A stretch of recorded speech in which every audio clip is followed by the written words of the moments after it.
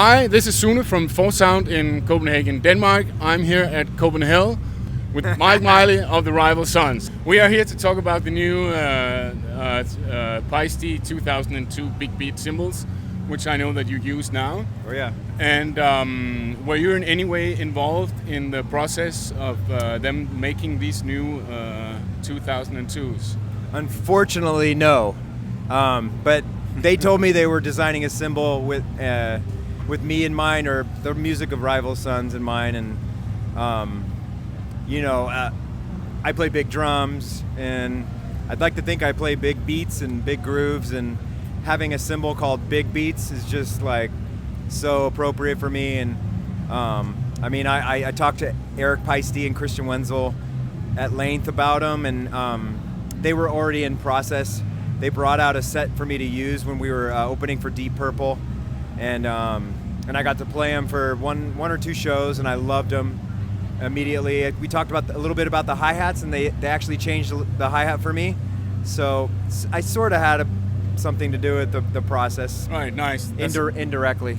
That's a nice compliment getting from a company like Paiste, that they're actually making cymbals with you and your band and your music in mind. Yes. And so how do you feel they are different than the than the old 2002s? How have they improved them? I feel like they lathed like 0.00001 more of just shaved it a little bit more on the lathe or something, because it's just there's a few frequencies on the high end that are gone. They decay a little quicker. Eric Paiste was pretty adamant in saying that they weren't darker, and so I was saying it's more syrupy, like just like a heavier.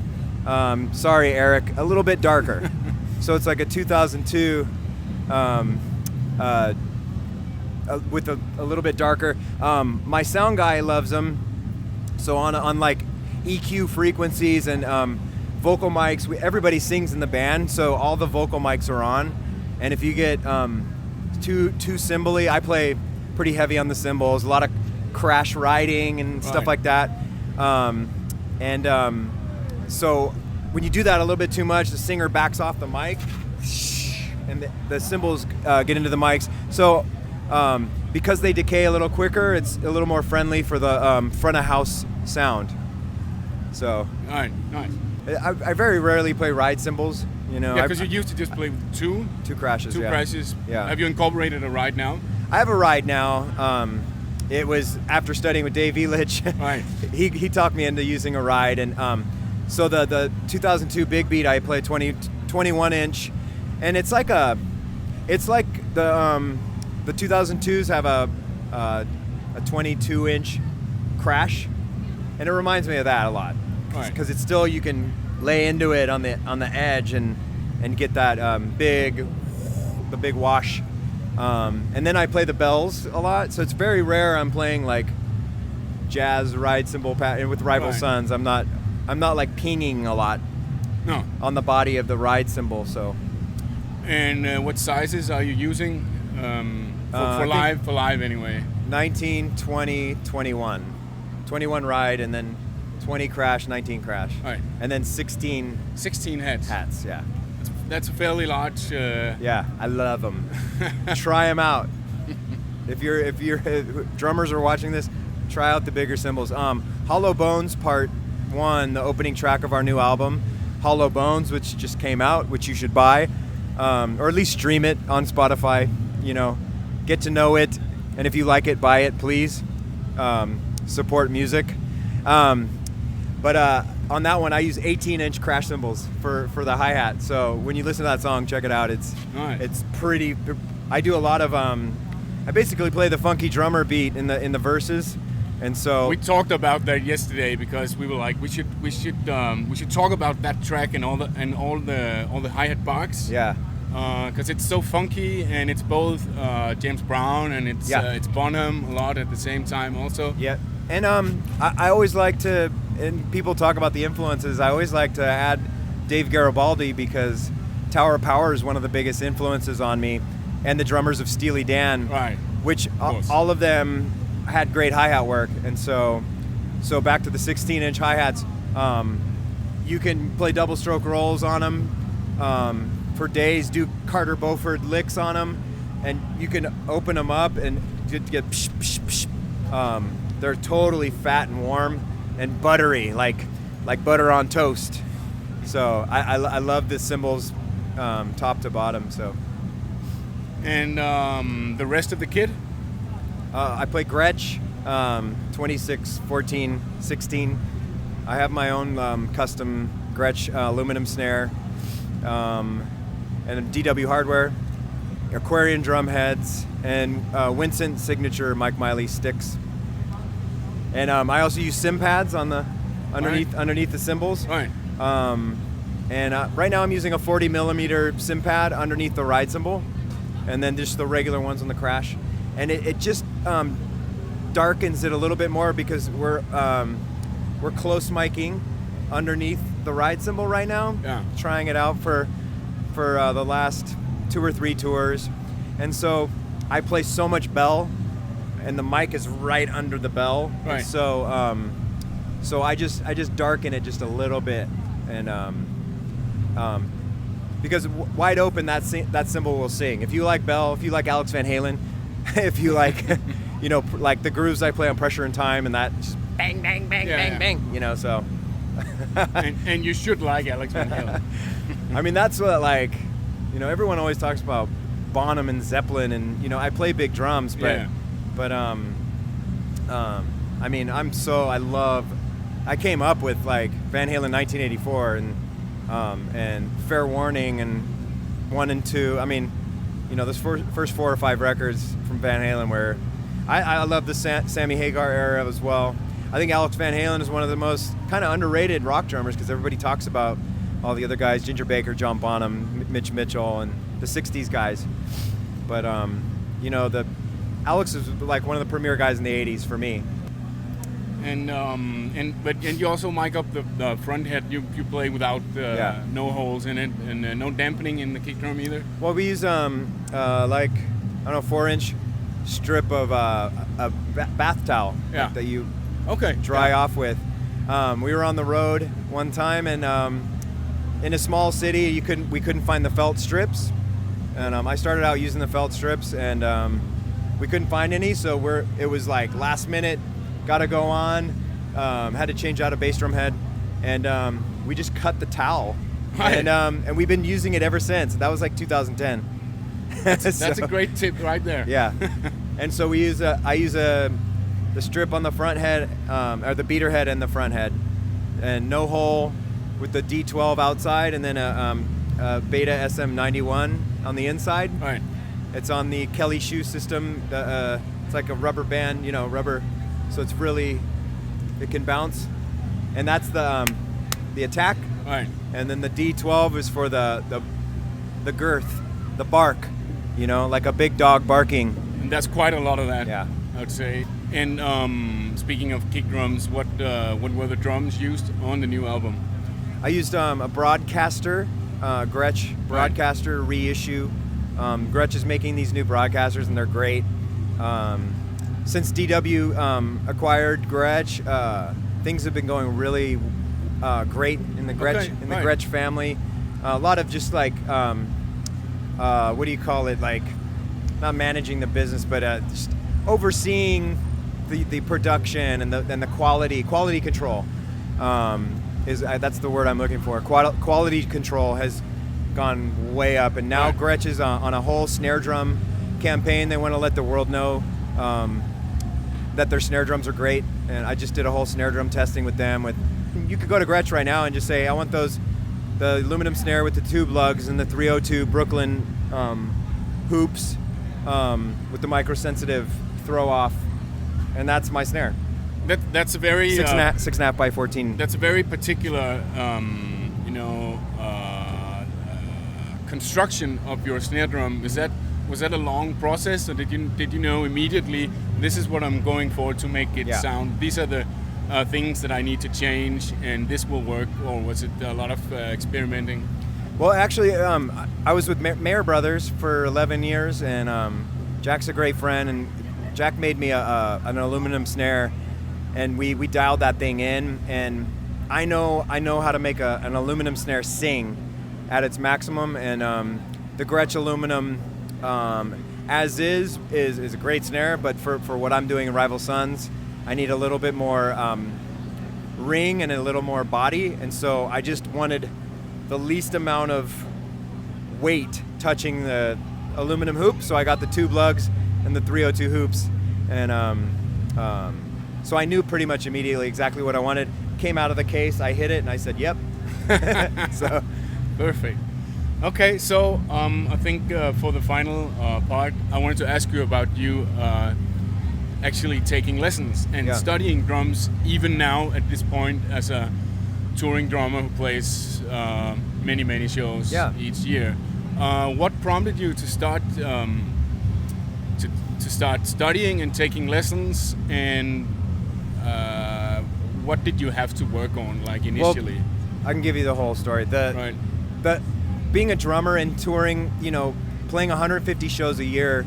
If you think about hockey or football or like American baseball, baseball, they play 162 games a year. They have trainers, personal trainers, medics, doctors, physical therapists to keep their bodies in shape. And when we started touring a lot, I would get little, like, you know, pulls and like just little things, and you get like a thing in your ankle, and you're like, why is my ankle hurt, you know? And so I got really into the physical therapy aspect, and yoga and gymnastic strength training, and boxing warm-ups, and anything to get my body warm and my body temperature up and my heart rate up, so that when I'm on stage, when I walk on stage, I'm already sweating.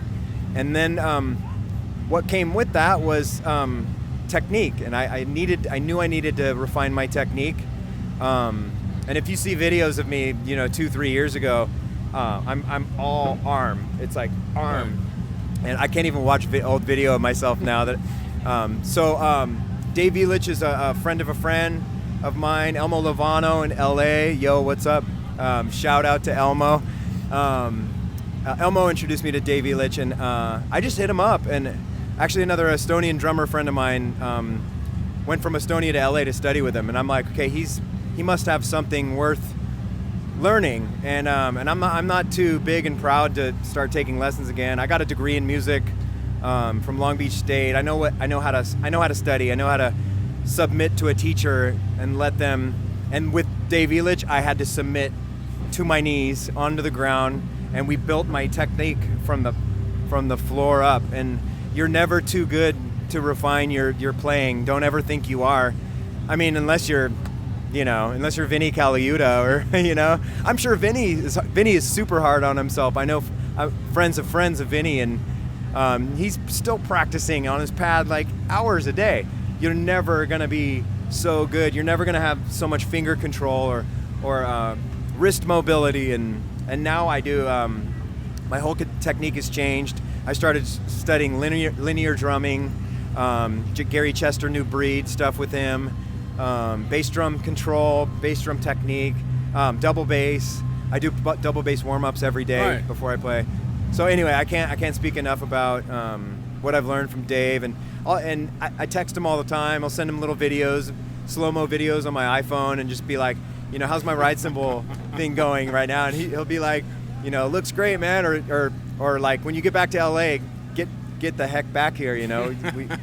So how hard, after such having such a long process rebuilding your drumming, how is it hard to maintain the new way of playing when you go playing live or in the studio? Oh, no. Or there's no risk of falling back into the old habits? Or no, I mean, when I first started with them, our bass player and his wife had a baby. We had over Christmas 2014 into 2015 January, we had about 3 months off. And so I was like, okay, now's the time to drop sticks. Like, you know, in 40 minutes, I would drop a stick like probably 20 times, you know? And you have to get through that phase, because when you want to lighten your technique and to be aware of your technique requires a lot of attention and awareness, and a lot of stick dropping. And now, knock on wood, I don't really drop sticks. But it took a minute. But Dave Elich was like, you know, practice and do these things when you practice. When you walk on stage, do not think about it. Right. You know, and so there's like a sort of a crossfade. You know, if you think of Pro Tools, crossfades of like my old technique and my new technique coming in, and right. Now I hardly think about it, and it's most of my accents are coming from a Mahler technique, and all of my lower volume stuff is all wrist bounce. Like, I'm really not putting any effort in. I can play 3 hours now and be fine. Right. You know. Sounds awesome. Yeah. So to close that chapter, being focused like an athlete, you know. If you ask any football player, or like Roger Federer sleeps 11 hours a day. He does so much strength training. He does resistance band training. He's not just playing tennis, you know. He's doing exercises that increase his obliques in his here, so that he can, you know. Baseball players are doing that, like tons of strength work. And why would drummers be any different? We're athletes, man. We're using 4 limbs, like at the maximum volume. You watch some of these guys we're at Copenhell in Denmark, and some of these metal drummers, man, like some of them hit really hard, some of them hit really light, and they use triggers. But regardless, you have to master your technique. And if you're doing this for a living and you don't care about it, then, you know, then your integrity is a little bit low, in my opinion. So, but, you know, more power to you if your integrity's low. I'm not judging. I'm just saying, why not try to be the best, you know? Exactly. That's very impressive. I mean, also to have that self-insight and say, okay, I need to go here now. I need to make changes. Yeah. Because not everybody is doing that, or want to put in the hard work that it actually takes to make a difference. Yeah, it's easy to be complacent once you start playing